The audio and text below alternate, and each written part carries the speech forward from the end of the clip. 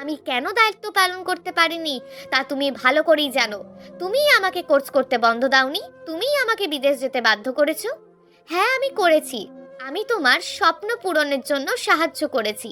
আমি নিজের স্বপ্ন বিসর্জন দিয়েছি তোমার জন্য। আমি তোমার পাশে না দাঁড়ালে তুমি আজকে দেশ সেরা একজন ডাক্তার হতে পারতে না। তোমার অবর্তমানে তোমার সন্তানদের, তোমার বাবা মার সবার দায়িত্ব আমি একা পালন করেছি। একজন স্ত্রী হিসাবে, একজন মা হিসাবে এসব দায়িত্ব পালন করা তোমার কর্তব্য। আচ্ছা ঠিক আছে, তোমার কথা মেনে নিলাম, এসব আমার কর্তব্য। কিন্তু তোমার কি কোনো কর্তব্য নেই? আমি তো তোমাকে বলেছি এখন পরিবারের সব দায়িত্ব আমার, আমি সব টাকা পয়সা দেব, তুমি শুধু তাদের দেখাশোনা করো। টাকা দিলেই সব দায়িত্ব শেষ হয়ে যায়? আর আমার স্বপ্ন পূরণের জন্য তুমি সাহায্য না করে উল্টে বাধা দিচ্ছ। দেখো ফারহানা, আমি এসব নিয়ে তোমার সাথে আর কথা বলতে চাই না। তোমার যদি বিদেশ যেতেই হয় তবে সমস্ত সম্পর্ক শেষ করে তবেই যাবে। সব তো শুনলেন, আর এই জন্যই আমি রায়হানকে ডিভোর্স দিতে চাই। আপনি সব কাগজপত্র তৈরি করুন। বুঝলাম সব কিছু। এবার আপনি শান্ত হন আর আমার কথা মনোযোগ দিয়ে শুনুন। হ্যাঁ, বলুন। আপনি তো সিদ্ধান্ত নিয়েছেন যেভাবেই হোক বিদেশ যাবেন। হ্যাঁ, আপনি এক কাজ করুন, আপনি আপনার মেয়েকে আপনার মায়ের কাছে রেখে বিদেশ চলে যান। আর আমার ছেলে, আমি কিছুতেই আরিয়ানকে ওর হাতে তুলে দিতে চাই না। আপনাদের তো ডিভোর্স হবে না। মানে মানে আমি আপনাদের ডিভোর্স করাবো না। কি বলতে চাইছেন আপনি? আর কি করতে চাইছেন? আমি বলতে চাচ্ছি, আপনি আপনার হাজবেন্ডকে ডিভোর্স না দিয়ে ওনাকে না জানিয়ে বিদেশ চলে যাবেন। এতে করে তো পরিস্থিতি আরও খারাপ হবে। দেখুন, আপনাদের প্রায় 11 বছরের সম্পর্ক। তাতে কি? সম্পর্ক এত ঠুনকো নয় যে এত সহজে ভেঙে যাবে। আপনার কথা শুনে আমার মনে হয় আপনারা দুজন দুজনকে অনেক ভালোবাসেন। যা বলছেন আর যা করতে চাইছেন সব কিছু রাগ থেকেই কিন্তু চাইলেই একটা সম্পর্ক ভেঙে ফেলা যায়, কিন্তু একবার ভেঙে গেলে সেই সম্পর্ক কিন্তু আর জোড়া লাগানো যায় না। তাই আমি যা বলি তাই করুন। ঠিক আছে, বলুন। আপনি আমার আইনজীবী, আপনি যেভাবে বলবেন সেভাবেই হবে। আপনি আপনার ছেলেকে আপনার শ্বশুর বাড়িতে আর আপনার মেয়েকে আপনার মায়ের কাছে রেখে আমেরিকা চলে যাবেন। আর যাওয়ার আগে আপনি আপনার হাজবেন্ডকে শুধু একটা চিঠি লিখে যাবেন। শুধু একটা চিঠি? হ্যাঁ, শুধু একটা চিঠি। আর চিঠিতে কি লিখবেন, কিভাবে লিখবেন সেটার বিষয়ে আমি আপনাকে সাহায্য করব। তারপর কি করতে হবে সবকিছু আমি বুঝিয়ে বলছি। ব্যারিস্টার আজমিরি সুলতানা আমাকে কিভাবে চিঠি লিখতে হবে তা বুঝিয়ে বললেন। আজমিরি সুলতানার পরামর্শ আমার পছন্দ হলো। এখন আপনি আপনার ফ্লাইট কনফার্ম করতে পারেন। আপনি যাওয়ার জন্য প্রস্তুতি নিন। আমাদের প্ল্যানিং যদি সফল না হয় অথবা পরিস্থিতি আরও খারাপের দিকে যায়, তাহলে আপনারা পরবর্তীতে না হয় আলাদা হয়ে গেলেন। ঠিক আছে, আপনি যেভাবে বলবেন সেভাবেই হবে। আমি তাহলে আজকে আসি। আমি ব্যারিস্টার আজমিরি সুলতানার চেম্বার থেকে বের হয়ে জরুরি কিছু কেনাকাটা সেরে নিলাম, প্রয়োজনীয় কাগজপত্র গুছিয়ে নিলাম। আর সব কিছু করেছি রায়হানকে না জানিয়ে। এখনো রায়হান আর আমার মাঝে কথাবার্তা হয়নি। আগামী 27 তারিখে আমার ফ্লাইট। আমি মাকে সবকিছু খুলে বললাম। মা প্রথমে আমার সিদ্ধান্তে সাপোর্ট করলো না, কিন্তু ভালোভাবে বুঝিয়ে বলার পর আমার পাশে থাকবে বলে আশ্বস্ত করলো। আমি চিঠিটা লিখে ড্রয়ারে রেখে দিলাম। আরিয়ান রাতে ওর চাচুর সাথেই থাকে। ওকে নিয়ে আমি তেমন কোনো চিন্তা হয় না। একটু কষ্ট হবে প্রথম প্রথম, কিন্তু ও আমাকে ছাড়া থাকতে পারবে। এখনো আরিয়ান কিছুই জানে না আগামীকাল আমার ফ্লাইট। তাই আমি আরিয়ান ও আরিশাকে নিয়ে মায়ের বাসায় চলে এলাম। আমি আরিয়ানকে বুঝিয়ে বললাম যেন বাবার কথা শুনে চলে। আর ওই বাড়িতে ওর দাদা, দাদু, চাচু সবাই আছে। সবাই ওকে চোখে চোখে রাখবে আর মা আরিশাকে দেখে রাখবেন।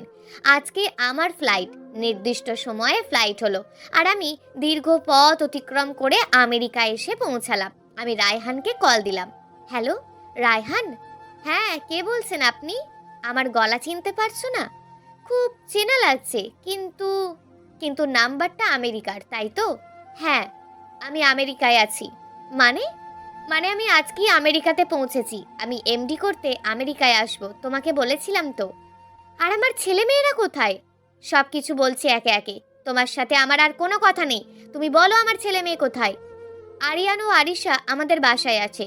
আর তোমার ড্রয়ারে একটা চিঠি আছে। রায়হান সাথে সাথেই কলটা কেটে দিল। রায়হান চিঠির কথাটা শুনলো কিনা কে জানে। আমি আর রায়হানকে কল দিলাম না, খুব কান্না পাচ্ছে আমার। আমার সবচেয়ে আপনজন, আমার ভালোবাসার মানুষটির সাথে আমার মনোমালিন্য হয়েছে। আমার দুটি নয়নের মণিকে ছেড়ে আসার কষ্ট, এই সুদূর আমেরিকায় আমি একা, বড্ড বেশি একা। আমি কাঁদছি, হাউমাউ করে কাঁদছি, বালিশে মুখ গুজে কত সময় যে কেঁদেছি বলতে পারবো না। আমার চোখের নোনা জল মুছে দেওয়ার মতন কেউ নেই এই দূর প্রবাসে। একটা সময় কান্না থামিয়ে আমি উঠে দাঁড়ালাম, চোখের অশ্রু মুছে নিজেই নিজেকে বললাম, ফারহানা, তোকে কাঁদলে তো হবে না। তুই তো সবকিছু জেনে বুঝেই এই সংগ্রামী জীবন বেছে নিয়েছিস। তুই তো হাজার হাজার নারীর প্রতিবাদীর উদাহরণ। তোকে যেন আর কাঁদতে না দেখি। তোকে অনেক শক্ত হতে হবে। তোর একটাই উদ্দেশ্য, স্বপ্ন পূরণ, এবং স্বপ্ন পূরণই। আজকের পর থেকে তুই অন্য কোনো কিছুর দিকে মনোযোগ দিবি না। হ্যাঁ, আজ থেকে আমার একটাই লক্ষ্য, আমার ঝিমিয়ে পড়া অস্তিত্বটাকে আবারও জাগ্রত করা। আমি নিভে যেতে পারি না। আমি নিজেকে অনুপ্রাণিত ও সান্ত্বনা দিয়ে ঘুমিয়ে পড়লাম। মা, আরিয়ান আরিশা কেমন আছে? আরিশা খুব কান্নাকাটি করছে, তাই না? ওরা খুব ভালো আছে। না না, একদমই কান্নাকাটি করেনি। সত্যি বলছো মা? হ্যাঁ রে, সত্যি বলছি। ওরা এখন কি করছে মা? ওরা ওর বাবাকে জড়িয়ে ধরে ঘুমাচ্ছে। কি বলছো মা তুমি? আমি তো কিছুই বুঝতে পারছি না। রায়হান গতকাল রাতেই গাড়ি নিয়ে আমাদের বাড়ি চলে আসে। তারপর নিজে হাতে আরিয়ান আর আরিশাকে খাইয়েছে। ওদের নিয়ে তারপর তো রুমে ঘুমিয়ে পড়েছে। রায়হান কিছু বলেনি? কোনো রাগ দেখায়নি? না রে মা, জামাই বাবাজি তো আগের মতোই আমাদের সাথে কথা বললো। আমি আর তোর বাবাও তো অবাক। ও মাই গড, 20টা মিসড কল! নিশ্চয়ই মা। হ্যালো মা, কতগুলো কল দিলাম, কোথায় ছিলি? মা, কখন যে ঘুমিয়ে পড়েছিলাম, মোবাইলটা সাইলেন্ট ছিল। আচ্ছা, এতগুলো কল কেন? কি বলবো বলতো, তুই কি বিপদে ফেলে গেলি আমাদের। গতকাল রাতে জামাই আমাদেরকে কল দিয়ে অকথ্য ভাষায় গালিগালাজ করেছে। আমার তো বিশ্বাস হচ্ছিল না। এটা কি সেই রায়হান? তার মানে আমি এতক্ষণ ধরে স্বপ্ন দেখছিলাম?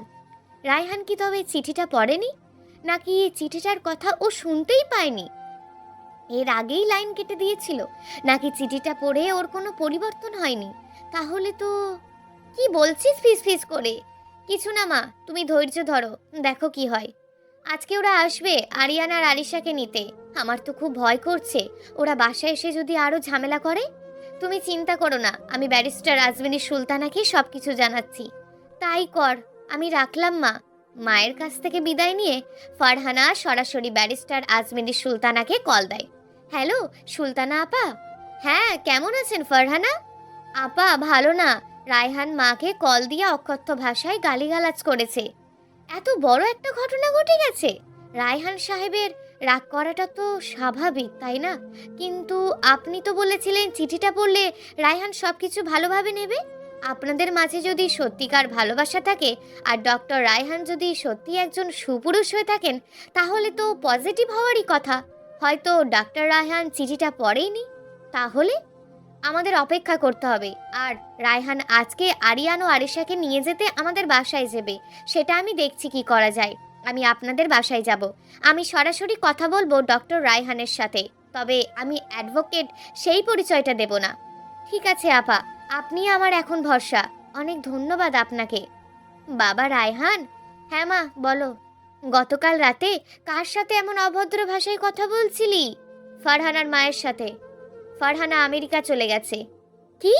কি বলছিস তুই? হ্যাঁ মা, আমি সত্যি বলছি। ও গতকাল আমেরিকায় পৌঁছে আমায় কল দিয়েছিল, তাই ওর মাকে কল দিয়ে খারাপ ব্যবহার করেছি। তুই বেয়ানের সাথে কেন খারাপ ব্যবহার করতে গেলি? করব না কেন?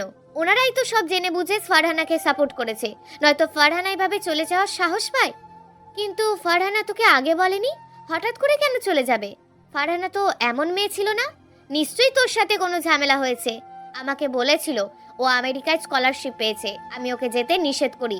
কিন্তু ও জেদ করে আমেরিকা যাবেই। কিন্তু তখন আমি ওকে বলি যদি যেতেই হয় যেন আমাকে ডিভোর্স দিয়ে তারপর যায়। আমার নাতি নাতনিরা এখন কোথায়? ওরা আছে ওই বাসাতেই। আমি যাব একটু পর ওদের নিয়ে আসতে। আমিও যাব তোর সাথে। কেমন মেয়ে রে বাবা, কাউকে কিছু না বলে আমেরিকা চলে গেল। মা, আমি ওকে ডিভোর্স দেব। কি বলছিস তুই? হ্যাঁ, আমি ঠিকই বলছি। আমি এমন অবাধ্য বেয়াদব মেয়ে মানুষের সাথে আর সংসার করতে পারবো না। এসব নিয়ে পরে ঠান্ডা মাথায় আলোচনা করা যাবে। আগে চল আরিয়ান আর আরিশাকে নিয়ে আসি। ঠিক আছে, তুমি রেডি হও। আমি একটু হাসপাতাল থেকে ঘুরে আসছি, কিছু মুমূর্ষু রোগী আছে। ঠিক আছে, তাড়াতাড়ি আসিস। দুপুরের পর। বেয়াই, কি বলবো বলুন, কেমন মেয়ে আপনাদের, আর আপনারাই বা কেমন বাবা মা। মেয়ে একা সিদ্ধান্ত নিয়ে কাউকে কিছু না জানিয়ে বিদেশ চলে গেল। আমরা ওর শ্বশুর শাশুড়ি এখনো বেঁচে আছি, আমাদেরকে অন্তত বলতে পারতো। কোন স্বামী স্ত্রীর মধ্যে ঝগড়া হয় না বলতে পারে?